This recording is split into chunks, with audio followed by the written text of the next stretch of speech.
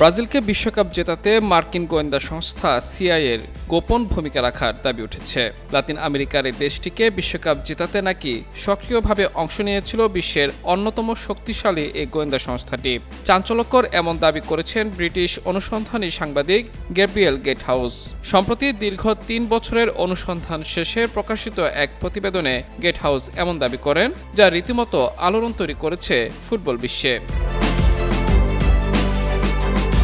British সংবাদ মাধ্যম the observer এ প্রকাশিত এই অনুসন্ধানী প্রতিবেদনে দাবি করা হয়, ১৯৭০ সালের বিশ্বকাপে ব্রাজিলকে জেতাতে কলকাঠি নেড়েছিল সিআইএ। রাঁধুনি কালাভুনা মশলা থাকলে আসল কালাভুনা রান্না কোনো ব্যাপারই না। প্রতিবেদনে বলা হয়, সেবার ইংল্যান্ডকে দুর্বল করে ব্রাজিলকে সুবিধা দিতে তৎকালীন ইংলিশ অধিনায়ক ববি মুর ও গোলরক্ষক গর্ডন ব্ল্যাঙ্কসকে লক্ষ্যবস্তু করা হয়েছিল।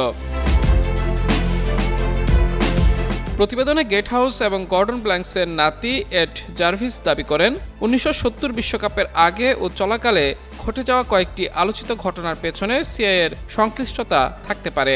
তাদের দাবি অনুযায়ী বিশ্বকাপ শুরুর আগে কলম্বিয়ায় একটি ব্রেসলেট চুরির অভিযোগে ইংল্যান্ড অধিনায়ক ববি মুরকে আটক করা হয়েছিল, যদিও পরবর্তীতে তার বিরুদ্ধে কোনো অভিযোগ প্রমাণিত হয়নি।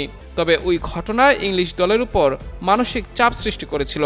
অনুসন্ধানকারীদের মতে এই ঘটনার পেছনে সিআইএর সক্রিয় ভূমিকা ছিল।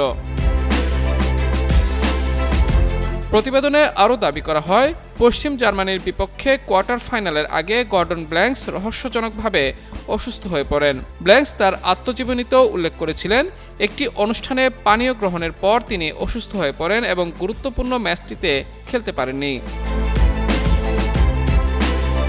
সে সময় ব্ল্যাঙ্কসের পরিবর্তে মাঠে নামেন গোলরক্ষক পিটার বোনেত্তি।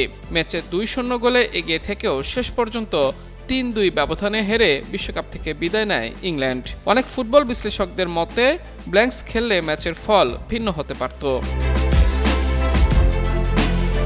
গেটহাউসের দাবি, স্নায়ুযুদ্ধের সময় লাতিন আমেরিকায় রাজনৈতিক প্রভাব ধরে রাখতে ব্রাজিলের সামরিক সরকারের সঙ্গে যুক্তরাষ্ট্রের ঘনিষ্ঠ সম্পর্ক ছিল।